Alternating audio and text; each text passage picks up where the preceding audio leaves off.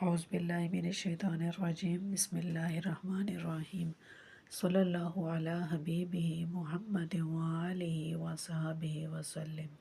السلام علیکم۔ آج درود شریف کی ایک نہایت پیاری اور اچھی میریکل سٹوری آپ کے ساتھ شیئر کر رہی ہوں۔ وہ ایک بہن کے متعلق ہے۔ اس بہن نے درود شریف کو بغیر کسی مقصد کے اپنی زندگی کا حصہ بنایا۔ وہ بہن بتاتی ہیں کہ کس طرح درود شریف کو انہوں نے اپنی زندگی کا حصہ بنایا۔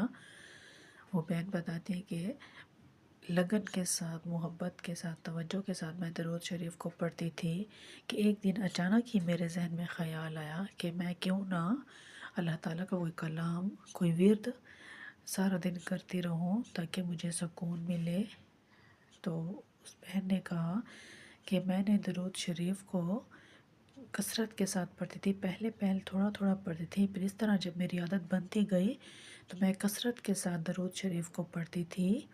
تو وہ بہن بتاتی ہیں کہ 2 یا 3 ماہ گزرے ہوں گے کہ میں دن میں بہت زیادہ درود شریف پڑھتی تھی، لگن کے ساتھ، توجہ کے ساتھ، بوضو ہو کر پڑھتی تھی۔ تو وہ بہن بتاتی ہیں کہ جب 2-3 مہینے گزر گئے تو مجھے خواب آنے لگے۔ خواب اس طرح ہوتے تھے کہ میں مسجد نبوی میں بیٹھی ہوتی تھی، وہاں پہ نوافل ادا کر رہی ہوتی تھی، کبھی میں کوئی چیز بانٹ رہی ہوتی تھی اور کبھی میں خانہ کعبہ کا طواف کر رہی ہوتی تھی۔ وہ بہن بتاتی ہے کہ ہر دوسرے دن تیسرے دن مجھے اسی طرح کے خواب آنے لگتے۔ تو میں نے کسی عالم دین سے پوچھا کہ مجھے اس طرح کے خواب آنے لگے ہیں، تو انہوں نے مجھ سے پوچھا کہ آپ کیا ورد کرتے ہیں، آپ کون سی ایسی عبادت کرتی ہیں؟ تو میں نے بتایا کہ میں تو نارملی ویسے ہی جیسے 5 ٹائم نماز، قرآن وہی پڑھتی ہوں، اور اس کے علاوہ میں درود شریف کو کثرت کے ساتھ پڑھتی ہوں۔ تو انہوں نے مجھے کہا کہ یہ سب کچھ درود شریف کی برکت سے ہو رہا ہے، آپ کثرت کے ساتھ درود شریف پڑھتی ہیں، لگن کے ساتھ پڑھتی ہیں، اسی کی وجہ سے آپ کے ساتھ یہ معجزہ ہو رہا ہے۔ تو وہ بہن بتاتی ہیں کہ اس طرح میرے اندر درود شریف کو پڑھنے کی اور زیادہ جستجو ہو گئی کہ میں زیادہ سے زیادہ پڑھوں، کیونکہ وہ بہن بتاتی ہیں کہ ویسے مجھے کوئی بھی مسئلہ نہیں تھا، نہ میرے ساتھ کوئی پرابلمس تھی، نہ میرے اوپر کوئی ایسی کوئی ذمہ داری تھی، کیونکہ وہ اس ٹائم ان میرڈ تھی۔ تو وہ بہن بتاتی ہیں کہ میں کثرت کے ساتھ درود شریف کو پڑھتی رہی۔ اس طرح اگر میں کسی چیز کی خواہش کرتی، چھوٹی چیز کی بھی اگر میرے دل میں ایسے بات آ جاتی کہ یہ چیز مجھے مل جائے، اس طرح وہ بہن بتاتی ہیں کہ دوسرے تیسرے دن ہی وہ میری خواہش پوری ہو جاتی تھی۔ اگر میں کسی چیز کی کھانے کی خواہش کرتی تو وہ 2-3 دنوں بعد میری پوری ہو جاتی تھی۔ اگر میں اسی طرح وہ کہتی کہ میری چھوٹی چھوٹی باتیں جو تھی وہ میری پوری ہوتی گئی۔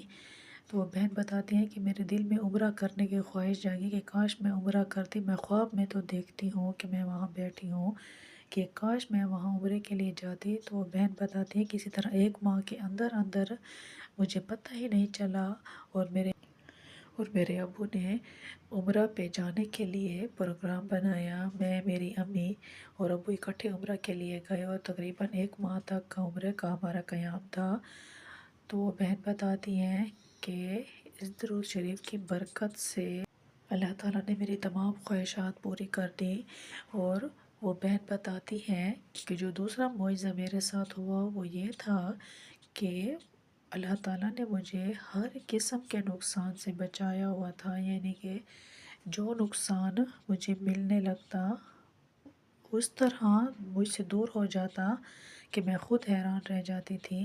وہ بہن بتاتی ہیں کہ جب میرے رشتے کی بات چلی تو ہم پٹھان فیملی میں سے تھے اور ہماری فیملی میں ہی رشتے ہوتے تھے، اور جس لڑکے کے ساتھ میرا رشتہ بچپن سے طے تھا، اینڈ ٹائم پہ میرے بھائیوں نے انکار کر دیا۔ تو وہ بہن بتاتی ہے کہ میں غمگین بھی ہو گئی تھی، خفا ہو گئی تھی، لیکن میں بھائیوں کے آگے خاموش ہو گئی تھی کہ مجھے پتہ تھا کہ میری اس معاملے میں نہیں چلنے والی، تو میں خاموش ہو گئی تھی، بس میں نے اپنا فیصلہ اپنے اللہ پہ چھوڑ دیا تھا۔ تو وہ بہن بتاتی ہیں کہ اس طرح جب میری شادی ہو گئی اور شادی کے 3-4 ماہ بعد جب مجھے بات پتہ چلی کہ جس سے میرا رشتہ بچپن میں طے ہوا تھا، جس کزن سے، وہ پہلے سے شادی شدہ تھا، اس نے چوری سے شادی کی ہوئی تھی۔ تو وہ بہن بتاتی ہیں کہ میں نے اتنے شکر اللہ کے ادا کیے کہ اللہ تعالیٰ نے مجھے اس نقصان سے بچایا، اس تکلیف سے بچایا۔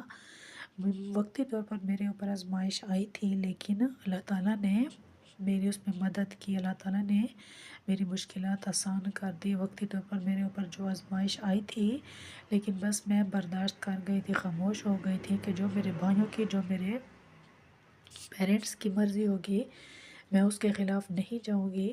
تو جہاں پہ میرے پیرنٹس نے فیملی سے باہر میرا رشتہ کر دیا تھا، میں نے وہیں پہ خاموشی سے ہاں کر دی تھی، میری شادی بھی ہو گئی تھی۔ اس کے بعد جب مجھے اپنے کزن کا پتہ چلا تو مجھے بہت دکھ ہوا کہ میرے کزن میرے ساتھ اس طرح کرنا چاہتا تھا، وہ پہلے سے شادی شدہ تھا۔